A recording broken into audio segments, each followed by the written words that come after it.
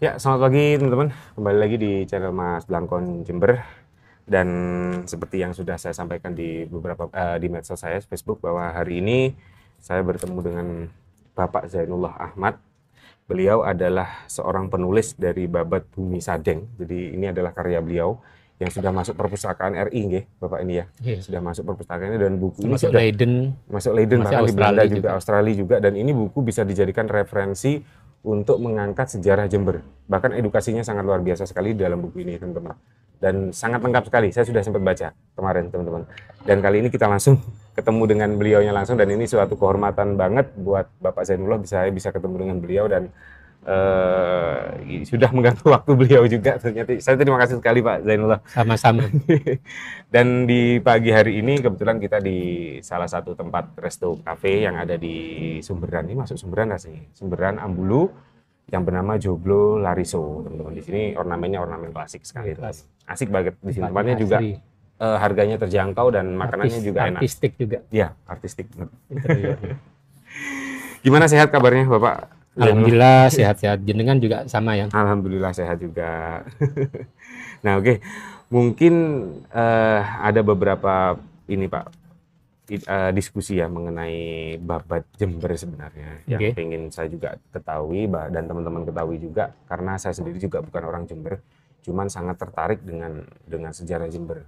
Karena kalau saya sendiri dari Situbondo, memang asal saya dari Situbondo, dan di sana kebetulan kita juga tergabung dalam Yayasan Museum Balumbung yang didirikan oleh Mas Irwan Rahdai selaku penulis buku juga, Jejak Majapahit di Situbondo. Dan sekarang saya juga mewakili Yayasan Museum Balumbung untuk berdiskusi dan ngobrol dengan Bapak Zainullah mengenai Babad Bumi Sadeng, teman-teman, seperti itu.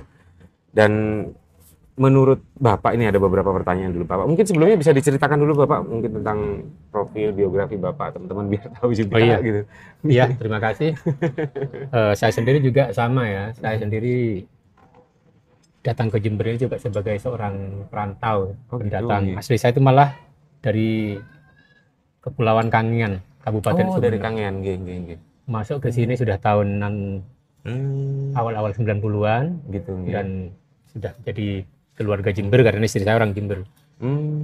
Terus yang kedua, kecintaan saya pada Jember karena begini, pada sejarah ini. Nggih. Saya ketika SMA terus kemudian kuliah ambil jurusan sejarah, terus kemudian melihat dan tertarik pada Sebentar Pak, sorry. Maaf saya potong sebentar. monggo. Ini sebentar, udah masuk teman-teman. Gak apa-apa, monggo lanjut.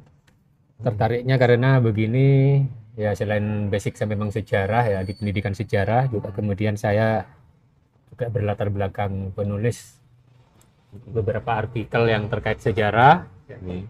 Pernah juga dulu aktif di media massa masih zaman Orde Baru atau awal reformasi di Jawa Pos, Surya, dan media-media lainnya.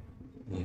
Termasuk juga saya menulis juga di media-media lokal, dan bahkan kemudian ketika awal tahun berapa ya, ketika ramai-ramainya masalah Hari Jadi Jember itu tahun 2014, itu saya masih sempat diajak gabung dengan lembaga penelitian UNED karena saya punya komunitas sejarah ya, itu terdiri orang-orang atau teman-teman yang menggiati sejarah itu, guru-guru terutama yang banyak, namanya Forum Komunitas Batara Sabta Prabu. Nah kemudian demikianlah karena saya mulai dikenal ya, tulisan-tulisan kita mulai dikenal di media, kemudian kita diajak gabung dengan UNED untuk mencermati, menelaah atau mereview Hari Jadi Jember 2014. Tapi kemudian proyek yang diinisiasi oleh Lemlit UNED ini dan Pemkab ini kemudian tidak berlanjut, mentok ya, di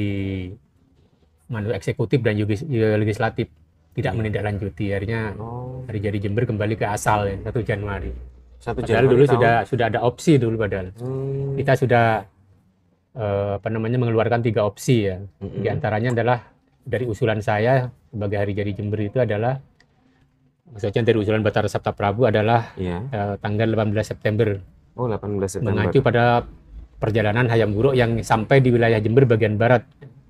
Itu di daerah tahun berapa Pak kira-kira? Itu di daerah Cakru yang dulu diidentikan sebagai Kasogatan Bajraka itu. Tanggal 18 September setelah saya kalkulasi, Kemudian juga di apa namanya itu angka-angkanya, hitungannya itu kita konversi itu ketemunya tanggal 18 September 1359. Ini nyampenya di ujung barat Jember. Yang sekarang di Cakru itu. Itu Gayam Wuruk dan rombongannya ya. iya. Ketika dalam perjalanannya ke telatah Lumajang dan Tigang Juru ya, menempuh jarak sekitar 700 km itu. Tapi usulan ini kemudian kandas, tidak jadi. Ya karena tidak ada tindak lanjut itu. Iya. Nah, Tidak lanjut kemudian, ke penelitian itu ya. kemudian karena saya agak kecewa di situ, saya kemudian menulis buku pertama. Buku Topografia Sakra menelusuri jejak sejarah Jember kuno itu. Itu buku pertama yang saya, karena biar saya itu langsung menyebar, buku saya biar langsung besar ya, koplahnya langsung nasional, itu saya kirim ke penerbit besar, penerbit mayor di Jogja itu namanya Araskai. Dicetak, kemudian beredar, jadi maka heboh lah kemudian. Namun waktu itu data-datanya masih kurang komprehensif, kurang lengkap lah. Nah, saya lanjut nulis buku Babat Modern Sumenep karena memang kajiannya komunitas saya itu adalah sejarah tapal kuda dan Madura. Setelah itu kemudian menulis buku ketiga yaitu Tahta di Timur Jawa yang cakupannya lebih luas, yaitu tentang sejarah Jawa Timur yang cukup komprehensif juga, tapi saya ambil dari masa klasik. Dan kemudian terakhir ini buku yang pertama kali terbit, Topografia Sakra Sejarah Jember awal ini saya ubah lebih lengkap lagi menjadi Babat Bumi Sadeng seperti ini. Oh, ini yang terbaru dalam edisi pemutahiran itu. Iya. Yang lebih lengkap. Dan data-datanya juga saya dapatkan dari teman saya Pak Didik itu. Iya. Sampai masa awal kolonial di situ dibahas itu. Seperti itu. Iya. Jadi itu sekelumit tentang profil saya di dunia kepenulisan dan sejarah. Iya. Nah, masuk kepada Babat Bumi Sadeng sendiri dari buku yang ini, Bapak mungkin bisa diceritakan sedikit awal tentang sejarah Jember secara gambaran secara umumnya aja, Pak. Kalau secara khususnya banyak sekali teman-teman, nanti teman-teman bisa dapatkan buku ini, Babat Bumi Sadeng ini di toko-toko buku terdekat di Gramedia, bahkan di toko online juga sudah ada. Kemarin saya cek di toko online juga sudah banyak teman-teman beredar. Dan buku ini sangat menarik sekali. Teman-teman nanti bisa dapatkan buku ini di situ, teman-teman. Kalau di Jember di Gramet paling banyak. Kemarin saya sudah cek, ini kebetulan saya dapat di Gramet. Ya, secara umum buku ini sebenarnya kan begini, saya melihat selama ini Jember ini dunia historiografinya sebenarnya kalau ditulis sangat-sangat bagus sekali. Iya. Dan bisa lengkap lah kalau kita betul-betul mengkajinya secara mendalam. Meskipun ada PME apa istilahnya, semacam sindiran ya. Iya. Mengatakan bahwa Jember ini tidak punya sejarah tidur panjang dalam sejarahnya. Iya. Ya memang karena selama ini khususnya di dunia historiografi ada dari akademis, ini Jember ini hanya di cover sejarah kolonialnya saja yang diambil, yaitu sejarah perkebunan. Setelah Jos Burni dengan LMOD-nya itu aja dikupas. Baik itu oleh skripsi mahasiswa, mungkin juga tesis dosen, atau mungkin juga akademisi, tidak banyak merambah ke masa-masa sebelumnya, masa klasik dan masa purba dan klasik. Seperti itu. Jadi semacam tanda kutip tabu atau ketakutan untuk menulis tentang Jember. Padahal kalau kita teliti, akhirnya kemudian saya coba melalui buku pertama itu yang sebelum direvisi. Nah, ternyata kok Jember ini kaya sekali. Iya, kaya sejarah ya. Saya itu ibaratnya seperti mengumpulkan remah-remah catatan-catatan para ahli ya, termasuk di paper-paper yang yang kurang diperhatikan, kemudian juga tulisan-tulisan dosen-dosen kampus, saya kutip, saya ambil sumbernya. Dan kemudian kok jadi buku, malah terbilang tebal lah kemudian. Dan ternyata Jember bisa dirunut dari masa prasejarah sampai dengan masa akhir, katakanlah masa reformasi. Seperti itu. Jadi jangan mengatakan bahwa Jember ini tidur panjang dari sejarah. Justru sejarah Jember ini bisa dikatakan sangat lengkap. Hanya memang tidak tercover dan tidak banyak ditulis oleh para ahli. Yang kebetulan malah orang komunitas pegiat seperti saya yang punya perhatian. Dan ini malah banyak yang kaget, loh kok bisa Pak? Iyanya, alhamdulillah buku saya malah banyak dijadikan semacam referensi oleh perguruan tinggi. Bahkan pernah juga seorang guru besar yang terkenal, arkeolog ini. Siapa yang tidak kenal Bapak Ibu Profesor Dr. Titi Surti Nastiti itu juga menggunakan buku saya dalam apa namanya dalam tulisan-tulisannya. Iya.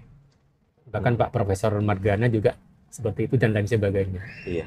Artinya berarti ya bisa diterima lah ya dari kalangan akademisi ya, para ahli sampai Ke masyarakat umum, mahasiswa dan sebagainya. iya. Padahal saya sendiri tidak punya target apa-apa menulis buku ini, hanya ingin menyelamatkan, ingin mengcover, ingin menunjukkan inilah Jember, sejarahnya ternyata begitu kaya dengan hazanah historiografi ya. Iya. Belum yang katakanlah yang legenda-legenda atau folklore juga banyak sebenarnya. Namun hanya saya singgung pada buku-buku yang pertama itu. Kalau buku yang ini memang khusus data-data yang faktual aja saya masukkan itu. Seperti itu. Kalau yang tentang mitos-mitosnya atau mitologinya di Jember ini juga Bapak sempat menulis waktu itu? Sempat di buku pertama itu di Topografia Sakra itu. Menelusuri jejak sejarah Jember kuno. Ini sebenarnya mitos ini sangat bisa menjadi semacam pengayaan lah. Iya. Menambah hasanah dan mendukung apa namanya fakta-fakta historis tentang Jember itu tadi. Iya. Seperti itu. Oke. Berarti memang dari masa prasejarah teman-teman Jember ini sudah aja dengan dibuktikan kayak lokasinya ada di situs. Ya, kita bagi dua aja itu lokasi-lokasi prasejarah ini ada di lereng Gunung Argopuro bagian utara itu ya. Itu banyak juga peninggalan-peninggalan, ada tapak-tapak arkeologis. Kemudian di sebelah selatan adalah di peradaban dari zona itu tadi. Zona paparan pegunungan Bukit Selatan seperti Sading, Watangan.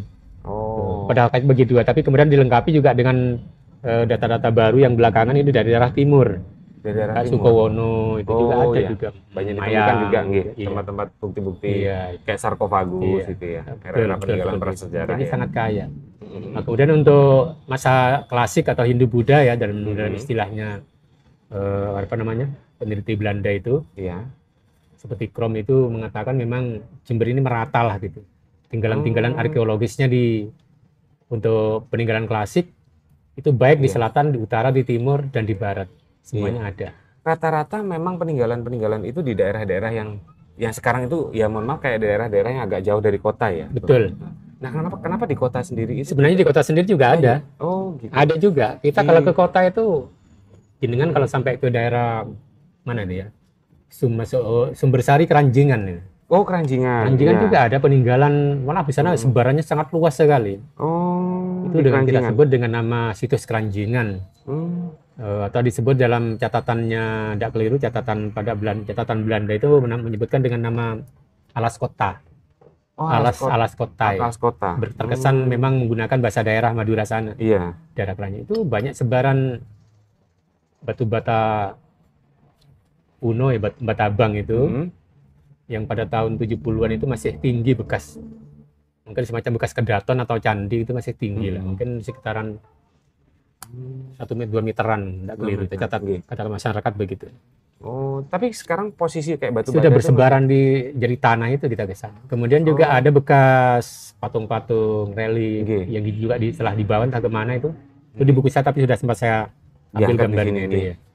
Luar biasa itu. Iya. Itu menunjukkan bahwa Jember ini sudah ada kedaton, kuto atau benteng. Jadi kuto ini mengacu pada benteng, perbentengan. Yang merupakan apa namanya? Dari tembok dari dinding kota yang panjang sekali ya. Iya. Itu karena ada struktur peninggalan batu bata kuno di sana juga. Jadi istilahnya Jember ini bukan lagi kota tanpa identitas. Kalau dulunya kan ibaratnya banyak yang kalau betul. Jember itu kota tanpa identitas waktu itu. Malah kalau kita mencermati daripada pernyataan dari seorang penulis ya, yang kebetulan seorang apoteker bangsa Portugis bernama Pompeius itu yang saya tulis. Oh, Pompeius. Itu memang banyak menunjukkan bahwa daerah timur Jawa ini banyak ditemukan adalah pagoda-pagoda. Pagoda itu mungkin mengacu pada dia karena dia pernah sampai di Muang Thai menyebut pagoda. Padahal itu kata lain dari candi lah untuk Indonesia itu. Iya. Candi atau mungkin bangunan-bangunan kuno yang terdapat di timur Jawa.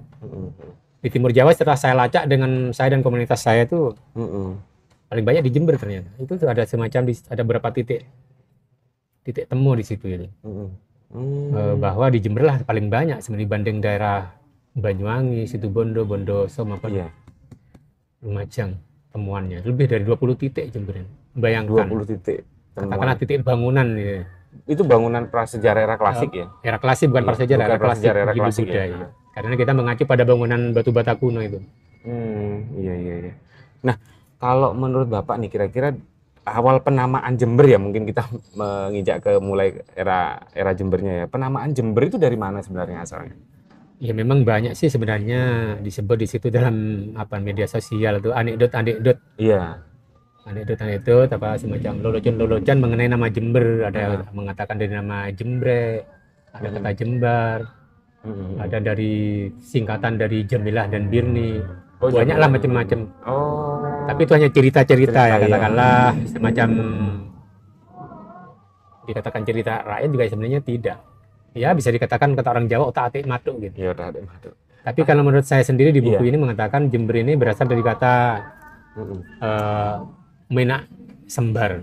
Oh, iya, Menak iya. Sembar. Menak Sembar ini kemudian diambil Sembar aja. Sembar Iya. ini kemudian karena mungkin perubahan fonetik, Iya, toponimi itu ya. ataupun berubah jadi Sembar, jadi Jembar, Jembar, jadi Sembar jadi Jembar. Mm-mm. Dan kemudian lama-lama berubah jadi Jember. Iya. Biasanya kalau perubahan kosakata lama ya dari bahasa baik dari bahasa Sanskrit Jawa kuno ataupun Melayu Austronesia itu Iya. memang sekali gampang berubah. Mm-mm. Jadi Berarti kemungkinannya seperti itu. Jadi Iya. Minak Sembar jadi Minak Jembar jadi Minak Jember. Jember gitu, nggih, nggih, nggih. Nah, Karena Minak nama Sembar, Jember ini sudah muncul Mm-mm. di catatan Belanda abad ke-17. abad ke-17 nama Jember. Nama Jember sudah Oh. ada. Disebutkan dalam bracelet Belanda itu nama Jember sudah ada. Berarti cukup tua sekali ya Jember ya? Tua. Jadi sehingga kemungkinannya ini mengacu pada nama seorang raja di Kedawung ya, Iya. di Jember Barat ini, daerah Semboro itu. Mm-mm. Namanya Minak Sembar. Minak Sembar Raja Kedawung. Keturunan dari apa namanya Agnis Raja. Iya. Dari Prabu Agnis Raja di daerah Pegunungan Tanggur itu. Nggih. Mm-mm. Itu daerah Semboro situ, Pak ya? Iya, situs Beteng itu. Dari situs Beteng gitu ya. Itu termasuk Itu eranya Minak Sembar tahun abad sekitar abad 16. 16 ya.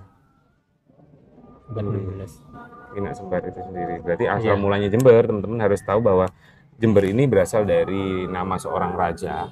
Itu diperkirakan ya, nama seorang raja yang bernama Minak Sembar yang berada di daerah Semboro yang mungkin sekarang juga jadi nama Semboro itu yang toponomi kemudian sebagai diabadikan mungkin ya Minak Sembar itu diabadikan dengan Semboro itu tadi dan jadi Semboro. akhirnya Dua versi itu. Ada yang mengacu pada cerita kata dari Semboro itu jadi dari asal kata Sembar juga. Sembar, nggih. Menurut Sejarawan Di Cahyono, sedangkan saya sendiri memberikan semacam apa namanya, katakanlah itu tadi menyebutkan itu dari Minak Sembar jadi Minak Jembar itu tadi. Karena perubahan nama juga. Nah, berarti kalau misalnya secara peradaban itu dari dari klasik sampai menuju ke Minak Sembar itu tanpa terputus peradaban itu terus berlangsung. Iya, malah lanjut itu. Malah kita kalau melihat dalam catatan-catatan Portugis atau kronik Portugis itu, kita mengenal namanya suatu tempat namanya Camda, di buku juga ada. Kerajaan Camda itu. Camda itu berdirinya hampir bersamaan dengan Gamda di Pasuruan ya, atau Garuda istilahnya itu. Iya. Itu sebenarnya Camda ini kelanjutan dari Kerajaan Sadeng. Kerajaan Sadeng. Sadeng setelah dihancurkan Majapahit, kemudian tenggelam, muncul nama Camda. Itu kemudian juga Camda ini bersaing juga dengan Blambangan. Lokasi Camda di kawasan Jember kemungkinannya ya pusatnya ya di daerah pelanjutan dari Sadeng tadi. Ya sekitaran antara Buger dengan Semboro tadi, Kencong Semboro itu tadi. Camda itu. Atau disebut dengan nama The Kingdom of Ovale. Kerajaan Lembah Oval ya, karena memang bentuknya seperti oval. Berada antara Gunung Raung dan Gunung Argopuro kan. Celahnya kan bentuk oval kan. Seperti itu. Itu dari catatan Portugis ya, catatan Portugis. Malah kekuasaannya besar juga. Camda ini masa juga bersaing dengan Blambangan, dengan daerah di Pajarakan. Berarti juga Panarukan dan Pasuruan. Banyak ya kerajaan-kerajaan di sini ya. Barulah muncul kemudian entitas lain lagi setelah Camda habis, muncullah kemudian Kedawung tadi itu. Malah Kedawung ini sebagian dalam buku saya disamakan dengan Camda sebenarnya. Kedawung, berlanjut kemudian pada Puger, kemudian Blater. Blater ini masuk Tempurjo. Blater itu juga termasuk kerajaan waktu itu. Kerajaan, entitas kerajaan semacam vasal kecil gitu. Tapi punya pengaruh juga. Karena ini memang kan runtuhnya Majapahit ini kan banyak munculnya lebih 50 enggak keluar Jawa Timur itu. Kerajaan-kerajaan kecil itu. Nah, dibuktikan waktu ini saya juga sempat baca, dibuktikan dengan kerajaan Blater sendiri itu dengan adanya Arca itu nggih, Arca Amrawati nggih. Ya, itu Iya. tapi kan sejauh sebelumnya. Itu sebelum Era sebelum klasik awal. Oh, di klasik awal Klasik malahan ya. awal itu. Kalau kayak Aryo Blatter, Aryo Cengkiling, itu eranya Itu sudah masuk klasik akhir sudah. Oh, era Mataram atau sudah Majapahit? masuk Mataram. Mataram nggih. Nggih, Kalau kerajaan Aryo Islam Cengkiling. sudah. Oh. Meskipun tidak menjamin bahwa mereka adalah merupakan raja Islam, mungkin tetap Iya. Hindu juga sebenarnya. Hanya eranya karena Eranya era kerajaan Mataram. Blatter dengan Pugernya pernah dibakar itu. Oh, gitu. Pernah Pernah dibakar oleh dibunuh. Mataram, oleh Sultan Agung dulu. Iya. Itu juga karena mungkin mereka menyimpan semacam bibit-bibit perlawanan seperti Iya. ke Mataram. Dan ini Pak, kalau saya lihat dari buku Bapak yang menceritakan tentang peradaban-peradaban itu kok banyaknya di selatan. Awalnya bermula dari selatan, Iya. selatan Jember itu kenapa ya Pak? Ya? Kok memang rata-rata kok tertariknya di daerah selatan? Mungkin kalau orang-orang pada selatan saat- ini satu topografinya kan tidak terlalu ekstrim lah. Ya. Kalau utara ini kan berbukit, Iya. itu cocok untuk peradaban-peradaban purba yang memang apa namanya itu menghindari dari serangan-serangan kelompok lain atau bintang Oh, dua. Tapi kalau selatan ini iya, kan masuk akal relatif sih. datar kan Iya. tempatnya. Makanya Juga sekarang dekat dengan sumber daya alam seperti laut. Gitu. laut, muara-muara sungai dan Iya. sebagainya. Yang memang potensial kala itu kan. Iya. Misalnya seperti adanya bekas Joken Modinger di daerah mana itu ya, daerah Lojejer itu ya. Apa itu Muara. Joken Modinger? Joken Modinger itu bekas tumpukan-tumpukan kerang ya, kulit-kulit kerang Oh. yang seperti sampah dapur itu. Iya. Itu di situ juga ada bekas. Ya, Daerah di Gunung Lojejer, Jangga di nah. bukit-bukit Watangan itu. Itu karena memang di sana kan potensial sebagai sumber bahan makanan manusia purba. Iya, Begitu iya. makan kerang, buang kulitnya tumpul. Iya, iya. Itu contoh Menarik. peradaban lamanya di situ. Memang kalau menurut yang Bapak tulis di sini bahwa memang di sebelah utara lereng gunung itu ya memang cocok sekali buat peradaban-peradaban purba dengan Iya. dibuktikan dengan banyaknya Iya. sekali sebaran-sebaran megalitikum di sana. Iya, ya. namun juga ada juga sih yang masa klasiknya ada juga di sana. Di sana juga ada. Kita melihat dalam buku saya juga ada itu namanya situs Kelepu. Situs Kelepu ini juga ada di lereng Gunung Argopuro, merupakan bekas seruntuhan ya, mungkin kedaton lah, Iya. atau mungkin candi dari bata kuno juga. Yang mana di sana juga dilengkapi juga dengan nama-nama toponim yang berbau keraton seperti nama Kedaton kan di Iya. sebelah utara itu kan ada namanya. Betul. Kemudian juga dihubungkan dengan cerita Dewi Rengganis. Iya, ada Yang bekas ada Rengganis. peninggalan klasiknya juga Iya. di sana. Ya itu tadi. Tapi mungkin itu saya katakan sudah bedanya itu mungkin munculnya sudah disebut dengan nama istilah kebudayaan millenarisme itu. Itu muncul pada Majapahit akhir. Majapahit akhirnya. Bahwa Majapahit ketika runtuh, Nih. nah bekas-bekas raja-rajanya mendirikan diri daerah Tapal Kuda, mendirikan semacam bangunan-bangunan baru Betul. sebagai monumen, candi kayak di Kedaton itu ya, di daerah Tiris itu. Juga mungkin di daerah Argopuro, termasuk di Kedaton tadi, di Kelepu tadi itu. Iya, karena di Kedaton daerah Tiris itu juga ada candi ya. Candi Iya, Kedaton memang itu nggak ya. begitu banyak kalau temuan arkeologi di daerah utara utara ini. nih. Tidak Justru begitu malah lebih kalah banyak di dengan selatan. ya? selatan. Bendangan. Lebih banyak. Selatan dan Oh. tengah lah kata. Nah, kalau ini kan juga di buku sempat tertulis bahwa kalau saya baca sekilas itu mengenai pengaruh peradaban tua Jember itu dipengaruhi oleh peradaban-peradaban India juga ya. Iya. Pak ya? Nah, itu awal mulanya India masuk ke sini itu yang dari Majapahitnya atau dari sebelumnya Majapahit? Begini, kalau kita melihat itu, mungkin kita melihat tinggalan dari patung Buddha Amarawati ya, Iya. yang sudah di mana dikenal di Jember, kira-kira sekitar abad 4 atau 5 Masehi lagi. Iya. Kan tua sekali. Iya. Jadi di situ menunjukkan bahwa sudah ada interaksi. Oke. Ada interaksi bahwa orang-orang asing ya, itu sudah sampai ke daerah Jember. Oke. Atau paling tidak ada perantara pedagang yang berhubungan dengan pedagang lokal yang berhubungan dengan orang asing. Iya. Karena saya juga, buku saya menyebut dengan peradaban-peradaban tua seperti di lereng Gunung Sading ini, itu ada peradaban namanya, itu tadi yang saya maksud adalah peradaban yang terkait dengan peradaban Hindu-Buddha di India ya. Betul. Seperti itu. Di Gunung Sading biasa ada kerajaan, Langpia kan begitu. Ya, nah itu Dengan juga Langpia di sana itu, di mana di sana merupakan tempat raja melihat laut. Iya, betul. Langbiba. Atau Palukasi itu. Nah, Ya, itu Palukasi. kalau kita kaitkan dengan Amarawati memang kronologis tahunnya yang dekat sekali sebenarnya. Ya tidak, kemungkinannya juga begitu. bahwa Jember sudah masuk peradaban awal. Itu sebelum tahun 1000 Saka ya, atau 1000 Masehi. Kita melihatnya dari Masehi aja. Masehi ya? Abad ke-4 lah paling enggak. Minimal abad Sekitar ke-4 ke-5 tahun itu. 400-an Iya. ya. Itu luar biasa. 400-an. Termasuk peninggalan yang Amrawati. di situs Watu Gong itu era abad ke-4 ke-5 ya? Masehi juga itu sekitar abad ke-700-an lah.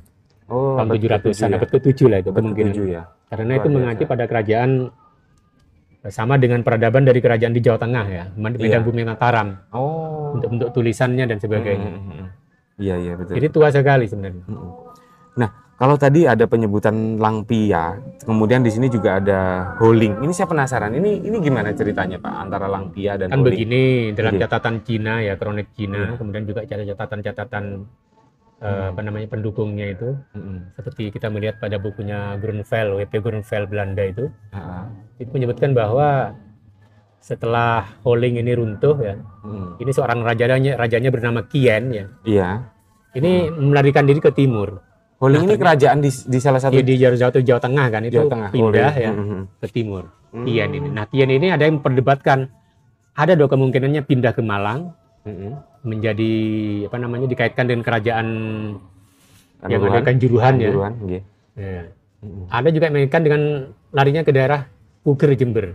Oh, Ini malah sejarawan yang mendukung bahwa lari ke Puger itu adalah Van der Meulen yang menulis buku tentang arus sejarah Indonesia itu. Oh. Iya, iya, iya. Itu sehingga di sana Qien itu mengembangkan itu tadi, tapi peradaban Langpia tadi. Peradaban Langpia. Langpia itu kan disebutkan sebuah bukit kan, Iya. tempat raja melihat laut di situ kan. Iya. Itu Itu dari kan Cina biasanya ya, ukurnya Bapak? dari Genomon itu. Iya, Langpia itu memang pakai istilah bahasa Cina karena memang sumber-sumbernya banyak sumber-sumber Cina terkait dengan Holing ini. Holing. Holing itu dulu memang kerajaan dari Cina yang datang ke. Itu tidak asli Jawa itu, Kalingga itu. Hanya istilah Cinanya jadi Holing. Oh gitu. Kalingga itu ya. Berarti Holing itu adalah. Daerah Jawa Tengah, ujung utara, mungkin masuk daerah Jepara dan sekitarnya itu. Berarti dimaksud di Ya, dalam yang buku terkenal kerajaan kayak Holing. Ratusima itu ya. Oh. Ketika iya, iya. runtuh, pindah ke timur. Ya, menunjukkan dua sumber, ada ke Malang. Tapi untuk yang kemungkinannya lari ke Malang ini, pindah ke Malang ini ditolak oleh sejarawan Malang, terutama Pak Dwi Cahyono, karena Kanjuruhan ini sudah punya peradaban sendiri, tidak terkait iya. dengan dari luar. Iya, betul. Gajayana ini kan rajanya. Berarti kemungkinan besar larinya ke Jember. kalau Makanya saya secara- berani memberikan semacam asumsi, interpretasi yang seperti itu dengan bukti-bukti Gunung Sading itu tadi. Iya. Oh. Saya pernah buktikan juga, Iya, nyuruh teman, coba lihat tampak enggak laut dari atas bukit. Ternyata kan kelihatan. Kelihatan sekali lautnya, jelas. Iya. Itu kan memang Tamasa Raja itu. Iya. Seperti itu. Ya memang interpretasi semacam itu dibolehkan, semacam kita punya sumber-sumber pendukungnya kan Iya. begitu. Betul. Nah, kalau tentang kita masuk ke tentang zamannya Sadeng, Pak, mungkin bisa diceritakan sedikit kayak gimana sih sebenarnya peradaban di era zaman Sadeng, dan siapa sih raja di kerajaan Sadeng? Iya. Sadeng ini memang hanya dibahas tidak banyak. Itu hanya dua sumber yang menyebut, yaitu yang pertama yang terlalu agak banyak adalah kitab Rontal Pararaton ya, Ya. tentang menyebut tentang perang Sadeng 1331 atau Chandra Sengkala kayak buta anun daging kan. Iya. Yang kedua adalah disinggung dalam Negara Kertagama, tapi hanya sebentar, hanya sedikit. Kalau di Pararaton ini disinggung mengenai perang Sadeng yang cukup panjang lebar kan. Iya. Kalau dari Negara Kertagama cukup disinggung hanya pada perjalanan Hayam Wuruk yang bermalam di Sadeng kan. Nah, itu. Dan disinggung juga perang-perang yang ketika Hayam Wuruk datang, itu para biksu itu ketakutan. Iya. Ketika kereta Hayam Wuruk datang, para biksu takut, trauma mereka. Iya. Kemungkinan ketakutannya ini terkait dengan perang Sadeng yang lebih belakangan. Ya. Oh. Tapi memang Takutannya trauma. punya pengaruh berarti pada saat itu Sadeng ya. Ya Sadeng ini kan kuat kan karena Sadeng ini berkoalisi dengan Keta di daerah Panarukan. Panarukan, nggih. Keta ini, Keta Tukangan itu. Nah, berkoalisi dan kemudian sumber-sumbernya memang menyebut ketika serangan itu awalnya dikerahkan pasukan oleh Rakembar secara sepihak. Kemudian Gajah Mada datang menegur, harus ada secara diplomasi kan begitu, biar damai. Nah, karena pertentangan dua orang perwira tinggi ini beruncing, mencari semacam apalah katakanlah, tanda kutip mungkin mereka ingin dipuji di mata ratu. Ya, kemudian Ratu berangkat sendiri dengan Aditya Warman menumpas itu. Oh. Sebenarnya Gajah Mada mengambil jalan damai awalnya. Iya, iya, iya. Artinya secara persuasif lah, tidak menyerang, tapi Rakembar sudah sebelumnya. Akhirnya dilibaslah dengan Sadeng itu dengan Keta tadi. Iya, iya, iya. Kemudian mengenai tokohnya, nah ini tidak banyak disebut. Kita mengetahui menyebut hanya nama-nama yang disebut dengan nama Tuhan Waruju kan. Tuhan Nah, Waruju. Waruju ini siapa? Ada yang menyebut, kalau sejarawan Agung Aris Munandar menyebut Waruju ini adalah pemimpin Sadeng. Tapi kemudian ada yang menyebut juga bukan, Tuhan Waruju ini nama lain dari Aditya Warman. Tuhan Waruju. Karena Aditya Warman ini ketika dia itu cemetinya ya, cambuknya dipukulkan, terdengar suara menggelegar. Oh. Itu diidentikan dengan Tuan Waruju. Dan nama Sadeng sendiri pemimpinnya namanya Wirota dan Wirogati. Iya, Wirota. Ada yang menyebutkan Wirota, Wirogati satu orang. Ada yang menyebutkan nama dua orang, Wirota dan Wirogati. Oh, berarti itu tidak jelas pemimpin juga kerajaan sebenarnya. Sadeng Iya, ya. hanya mungkin diperkirakan begitu. Hmm. Nama itu merupakan nama Wirota dan Wirogati ini merupakan kadehan dari atau teman akrab ya, Iya, dari Raden Wijaya. Nggih. Seperti Sedikit sekali ya memang literasi untuk kerajaan Sadeng. iya, referensinya tidak banyak. Makanya kita kan selama ini banyak menduga-duga kemudian. Iya. Nah, Namun di balik itu kita hikmahnya adalah begini, setidaknya Majapahit mungkin ingin mengklaim, mencaplok, menganeksasi Sadeng dan Keta ini karena wilayah ini sangat potensial ya, strategis, iya. rakyatnya banyak, daerahnya kaya, Sumber alamnya juga luar biasa. dan kemudian akhirnya Majapahit merasa khawatir kalau jatuh ke tangan-tangan musuh-musuh lainnya, Iya, atau paling tidak Sadeng menjadi besar dan kelak akan menjadi ancaman besar bagi Majapahit. Iya. Akhirnya ditaklukkan seperti sebelumnya. Iya. Lamajang dan Tinggang Juri itu kan seperti Iya, itu. akhirnya ditaklukkan juga ya. Ditaklukkan juga. Pemberontakan Nambi itu ya. Iya. Iya. Makanya ketika kemudian tahun 1359 Hayam Buruk datang, ini sebenarnya merupakan rekonsiliasi politik ke sana. Oh. Ingin memulihkan hubungan baik sehingga bermalam lama di sana. Iya. Dan ternyata rakyat Sadeng kan menerima akhirnya kan itu. Mm-mm. Rekonsiliasi. Iya. Nah, kalau di dalam buku Bapak ini kan tentang Babat Bumi Sadeng. Apakah mungkin dengan nama Sadeng ini, penamaan Babat Bumi Sadeng ini bisa bisa diartikan Sadeng ini merupakan cikal bakal Jember? Apa seperti itu, Bapak? Iya. Sadeng ini merupakan monarki kerajaan kan, yang merupakan cikal bakal awalnya adanya Jember ini, meskipun secara toponim tidak sama. Tidak sama, betul. Tapi saya tunjukkan bahwa itu merupakan suatu entitas, bahwa di Jember ini kawasannya sudah berpemerintahan. Iya. Ya, kan begitu secara politis kan, sudah berpemerintahan, sudah ada, sudah diakui, bahkan terlibat dalam suatu gejolak besar kan. Kecuali Jember tidak punya bukti-bukti entitas tadi, ya kita tidak bisa menyebut Jember berperadaban pemerintahan kan begitu. Iya, betul. Jadi itu ya. Sadeng itu merupakan cikal bakal dan memang sebagai bukti bahwa Jember di era itu, di era klasik itu sudah suatu entitas pemerintahan yang cukup besar, bahkan terjadi dalam gejolak-gejolak pemerintahan pada saat itu, teman-teman. Dan setelah dari kerajaan Sadeng itu barulah masuk ke kerajaan yang disebut Sembar tadi ya, atau kerajaan Kedawung. Kerajaan Kedawung yang kemudian Camda yang kemudian benar-benar merentet menjadi kota Jember seperti saat ini. Iya. Berarti kalau bisa dibilang, karena kadang-kadang beberapa tema di YouTube saya juga ada yang tentang jejak leluhur, Pak. Apakah mungkin kalau di sini kan di daerah kota ada yang namanya Mbah Demang gitu ya. Okay. Apakah mungkin pembabat alas Jember itu Mbah Demang gitu? Karena kan di situ ada penulisan juga bahwa Mbah Demang adalah pembabat alas Jember. Iya, kalau di buku saya itu yang di pertama itu, dan saya kebetulan juga pernah sampai di sana dengan tim penelitian dari unit itu, meneliti tentang Mbah Demang. Iya. Kalau Mbah Demang ini sebenarnya diperkirakan dari namanya itu ya, nama aslinya itu kan berbau Mataram. Ini kemungkinannya ini adalah pada abad-abad 16-17 itu. Abad 16-17. Tapi padahal sebelum itu sudah rentetan gitu. Iya, jadi ada huru hara di Mataram, kan kita tahu Mataram ini kan bergolak terus kan. Iya. Pemberontakan, chaos, dan seterusnya. Kemudian indahlah salah satu tokoh-tokohnya dan Babat Alas di Jember ini. Mbah Demang yang disebut dengan Mbah Demang tadi. Mbah Demang memang. Kemudian juga kalau tidak keliru di makamnya Mbah Demang itu ada fotonya Suroganti gitu.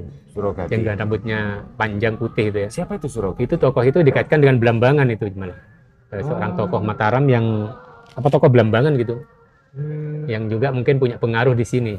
Tapi apakah ibaratnya Mbah Demang itu bisa disebut sebagai Demang Surenggati atau Ya, kemungkinannya begitu. Karena ini yang banyak ini bukan sejarahnya yang berkembang Mbah Demang, malah mitosnya. Iya betul. Mitosnya itu yang susah kita. Kita untuk Termasuk analisa kita ini. kalau dari juru kuncinya ceritanya lebih banyak ke mitosnya. Mitos, iya. Biasanya orang dulu kan mitos-mitos kelebihan kesaktiannya. Iya betul. Seperti itu kan, kehebatannya. Iya. Tapi yang jelas bagaimanapun dia berpengaruh sebagai salah satu bisa dikatakan founding father Jember lah gitu. Iya. Tokoh-tokoh Jember. Iya, di era Yang Mataram konon, waktu itu ya. yang sampai sekarang seorang pejabat kalau ingin masuk Jember harus sowan ke sana dulu. Biar kata mungkin yang biar satu ya barokah katanya, biar Iya. aman, Biar awet juga. biar awet dan sebagainya. Ya, seperti itu. Iya. Dan kalau kita melihat bahwa Jember ini merupakan bagian dari Kerajaan Kedawung dan Blambangan itu berdiri sendiri ataukah Blambangan itu setelah Kerajaan Kedawung atau gimana, Bro? Sebenarnya kalau mengacu pada kronologi sejarahnya ini Blambangan ini lebih belakangan ketimbang Kedawung. Makanya Kedawung ini dalam catatan dan tanda kutip kesepakatan para sejarah itu disebut Blambangan mula Blambangan mula. atau Blambangan awal. Kedawung Berarti itu. di Kedawung ini ya. Karena memang prosesnya dari keturunan dari itu tadi, dari Panembahan Bromo itu, Minak Anis Raya atau Bumi Ruda itu kan, Iya.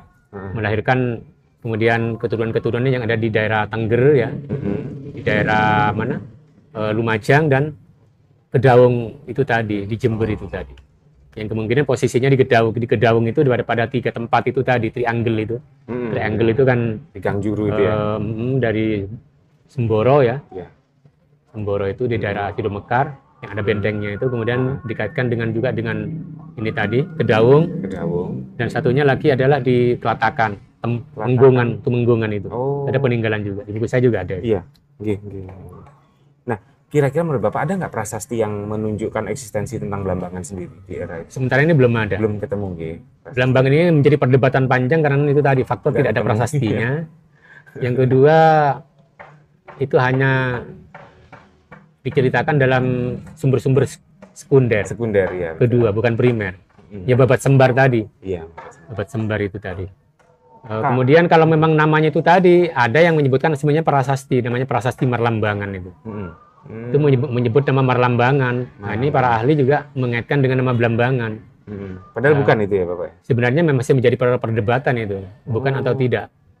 Saya sendiri mengacu ini mungkin kemiripan nama, karena makanya prasasti ini sebenarnya punya nama, artinya Prasasti Jayanegara II. Prasasti Lamongan nama lainnya. Iya. Karena ini ditemukan di Lamongan. Iya. Disebut Jayanegara II karena ini ditemukan dibuat oleh Prabu Jayanegara. Pada saat perjalanan ke Lamongan. Itu menyebut nama Marlambangan. Tapi kan namanya kan jauh dengan Iya, Blambangan. dengan Blambangan. Ada lagi nama kedua disebutkan dalam Negara Kertagama pada Pupuh 22 tentang nama Ribalumbon itu kan. Itu juga dikaitkan dengan Blambangan. Tapi teori juga masih cukup lemah. Masih banyak diperdebatkan itu. Apakah memang Blambangan apa bukan? Nah itu sampai muncul istilah cerita-cerita kayak siapa Damar Wulan. Iya Damar Wulan ya? Iya, Minak Jinggo. Minak Jinggo. Itu gimana? Itu cerita-cerita muncul dari babat itu. Ada babat seperti atau serat ya. Iya. Seperti babat Kanda atau serat Kanda dan serat Damar Wulan. Dan kemudian juga turunan-turunannya seperti babat Kadiri. Itu menyebutkan khususnya tentang masalah perang antara Minak Jinggo dan Damar Wulan. Jadi sebenarnya itu dibuat oleh orang-orang pada masa itu ya, yang sebenarnya banyak menyebut adalah seperti serat Damar Wulan dibuat oleh orang-orang Mataram, atau orang-orang pro Belanda. Sebenarnya tidak itu. Setelah saya kaji ternyata serat Damar Wulan ini dibuat oleh seorang yang anti Mataram, Pangeran Peke. Iya, musuh Amangkurat I. Juga ada sumber lain menyebutkan dalam Peter Carey menyebutkan itu juga salah satu sumbangsinya adalah ditulis oleh Ronggo Warsito. Bukan. Ronggo Prawirodirjo kedua. Yang merupakan seorang pahlawan juga ya. Iya. Kalau tidak keliru merupakan moyang dari Santot Prawirodirjo itu juga ikut menulis. Namun itulah kemudian dikaitkan bahwa merupakan suatu delegitimasi pada Banyuwangi, pada Blambangan. Katanya itu dikaitkan adalah pertempuran antara Damar Wulan dengan Minak Jinggo. Menak Jinggo ini diidentikan sebagai Raja Belambangan, dan Menak Bulan adalah tokoh protagonis Majapahit kan begitu. Padahal sebenarnya itu tidak juga kalau dicermati itu. Tidak. Sebenarnya itu hanya cerita mitos berarti ya? Iya, mitos. Jadi yang mengandung sebuah sejarah, kiasan dan juga dihubungkan dengan sejarah mungkin. Padahal tokohnya namanya bukan itu ya, berarti tokoh Minak Jinggo dan seperti di Selat Damarwulan nama-nama seperti Ronggolawe kan ada itu. Iya. Ada lagi Minak Koncar yang namanya ada juga namanya. Minak Koncar. Padahal kan masanya kan jauh. Masanya beda ya. Anakronis kan sebenarnya. Iya, betul sekali. Ya, mungkin itu sedikit cerita teman-teman jadi tentang babat Bumi Sadeng, tentang Jember. Jadi Bapak Zainullah sudah menjelaskan dari awal tadi era masa purba ya, masa purba Jember purba sampai dengan masa kerajaan yang terakhir. Mungkin kalau bisa diceritakan tentang VOC, mungkin suasana pada saat penjajahan Belanda, Jember ini sebagai tempat apa, Pak? Nah ini, Jember ini kan potensial kan. Yeah. Akhirnya ketika zaman Belanda ya, itu menjadi sentra perkebunan setelah disulap oleh Jos Birni dan perusahaan-perusahaan raksasanya itu. Itu ada mitosnya ya, Jos Birni sama siapa, Jamilah itu ya memang? Ya enggak, itu hanya rekan-rekan teman-teman mungkin siapa yang dikait-kaitkan. Padahal Jamilah itu bukan istrinya Birni kan. Oh gitu. Bukan. Sampai makamnya kan ada itu ya Pak Jos Birni itu ya di mana yang kawin dengan Jamilah itu malah kalau nggak keliru ponakannya atau siapa gitu. Ponaknya Jos Birni sendiri ya? Ya karena itu tadi Jember disulap, yang sebelumnya Jember ini ketika zaman VOC sudah dipecah jadi masuk Belambangan Barat kan? Iya. Pemecahan Belambangan Timur dan Belambangan Barat. Jember menjadi entitas sendiri, termasuk juga Puger gabung dengan Bondowoso kan? Abdeling Bondowoso kan? Dan di sini potensinya VOC itu dulu memang karena ini daerah-daerah yang bergolak. Potensi Jember ini dulu memang sebagai daerah yang penghasil sarang burung kan, terkenal di selatan. Daerah Nusa Barong, Puger, samping ikan. Itu kemudian dikotak ya. Kemudian oleh VOC di Nusa Barong dianeksasi berbarengan dengan pasca perang di Bayu. Bayu dikuasai. Kemudian para pejuang-pejuangnya berpindah menjadi buat basis di Puger dan Nusa Barong. Pecah, kemudian tahun 1777 ini Nusa Barong dihancurkan, ditembaki, diusir, dikosongkan, yang kan 2000 orang kan di situ penduduknya. Kemudian karena takut mengganggu lagi, di situ banyak juga perompak-perompak yang disebut dengan sea rover itu, bajak laut atau lanun itu. Berbagai macam suku yang mengganggu sekitaran selatan. Walaupun ombaknya besar, bahkan Jember kemudian dibuat pelabuhan lama juga di daerah Puger ini. Pelabuhan militer malah itu. Angkatan laut lah, semacam pangkalan di daerah Jember ini, tempatnya di Jeni, kemudian di Pancar Kelatak, dan satunya lagi di daerah Teluk Belindo. Teluk Belindo itu masuk daerah sekarang masuk Getem itu. Itu ada bekasnya di situ. Jadi pangkalan awal, pangkalan militer sebelum disulap jadi perkebunan, kota perkebunan. Luar biasa sekali cerita tentang Jember ini. Kolonel awal itu. Dan mungkin ini pertanyaan terakhir, Pak. Saya pengen tahu sih tentang, karena saya sendiri kan tinggalnya di desa saya, di desa Pontang. Itu mungkin ada literasi sejarah tentang desa Pontang nggak? Karena menurut catatan Belanda, beberapa saya dapat dari Mas Irwan sendiri di Yayasan Museum Balumbung, tentang Ratu Pontang. Di situ tertulis angka tahun, ada sebuah batu yang ditemukan oleh Belanda dari Ratu Pontang dengan angka tahun 1260 Saka. Di catatan Belanda itu. Mungkin gimana? Saya sendiri beberapa kali dengan teman pernah ke Pontang. Hanya tidak sempat sampai ke Gunung Pontang. Memang di situ ada seorang penduduk Pontang juga memberikan saya bekas-bekas tinggalan arkeologis. Yang itu juga dari masa klasik. Tapi sayangnya memang namanya masyarakat itu kan kaya dengan mitos kan, legenda. Campur aduknya di situ. Ada ratu penghuni di sana yang daerah Gunung Pontang ini, kemungkinannya iya. Karena memang catatan-catatan Belanda kan ada peninggalan di Pontang. Bahwa bekas ada entitas bahwa di sana pernah berdiri suatu kerajaan kecil katakanlah itu. Hanya memang namanya tidak sebesar seperti di Blater atau di Puger. Seperti itu. Ya ada memang. Kemungkinannya itu ada. Dan konon di situ menurut teman saya itu ada di daerah Bukit Pontang, yang bekas situsnya. Yang sekarang sudah tertutup. Ya itu mungkin yang tersisa di Watu Kebo itu, situs Watu Kebo itu. Itu kan juga masuk dekat Pontang. Iya. Ada struktur batu bata kuno, yang itu juga malah batu batanya lebih mengarah kepada tinggalan daerah Blambangan. Oh. Tanpa batu batanya tanpa guratan-guratan, polos. Oh, polos cuman besar-besar dia. Besar ya. Iya. Itu di daerah sebelah mana, Pak? Di Gunung Watu Kebo masuk itu di di Watu selatan Kebo. itu. Saya coba dilacak aja. Iya, nanti saya coba, saya cari. Itu bekas candi yang terkubur tapi kemudian diruntuhkan, batu batanya dijual ke Bali gitu. Oh. Waduh. Iya. Itu di daerah dekat sama Watu Kebonya itu ya? Di Watu Kebonya saya. Beberapa waktu lalu saya juga sempat buat mengangkat tentang situs Watu Kebo itu di daerah. Iya, arcanya itu di balai desanya dulu. Enggak tahu sekarang di mana. Balai Desa Andong Sarinya atau? Iya, Andong Sarunya. Andong Sari ya? Ya. Berarti dulunya Watu Kebo itu antara Pontang dan Andong Sari itu merupakan satu peradaban berarti ya? Iya, dekat kan. Tidak mungkinlah berpisah. Iya. Karena kan jaraknya kan dekat. Iya, kalau desanya aja berpisah ya? Berpisah. Iya. Oke. Coba nanti kita akan telusuri, Pak, untuk itu. Dan Kebo itu. terima kasih sekali Bapak, mungkin sekian obrolan bincang kita tentang seputar Jember dan mudah-mudahan ini bermanfaat buat teman-teman yang belum tahu tentang sejarah Jember ya teman-teman. Iya, sama-sama. Itu tadi gambaran secara umum ya tentang sejarah Jember mulai dari era peradaban purba sampai dengan era peradaban Belanda pada saat itu ya, masa penjajahan Belanda. Dan teman-teman kalau pengen tahu jelasnya mungkin nanti bisa beli buku tentang Babat Bumi Sadeng, ini lengkap sekali, ini recommended banget teman-teman, lengkap banget cerita yang ada di buku ini dan bukti-bukti sejarahnya juga lengkap. Dan nanti saya juga mohon restunya sama Pak Zainullah, mudah-mudahan saya bisa ada waktu untuk menelusuri apa yang sudah tertulis di Bapak ini dan mudah-mudahan bisa ketemu teman-teman. Jadi selain dari cerita Bapak Zainullah dan bukti dari buku ini, kita juga bisa tahu tentang gambaran secara khususnya di kehidupan nyatanya seperti apa gitu. Mudah-mudahan itu kita bisa ketemu teman-teman dan itu memang butuh proses yang sangat panjang, cuman sudah dari tekad saya mudah-mudahan ini bisa tercapai Pak untuk penelusuran beberapa situs-situs yang memang sudah tertulis di dalam buku. Kita nanti mengacunya pada buku ini ya, Babat Bumi Sadeng. Ini yang kita coba akan cari ya teman-teman, seperti itu.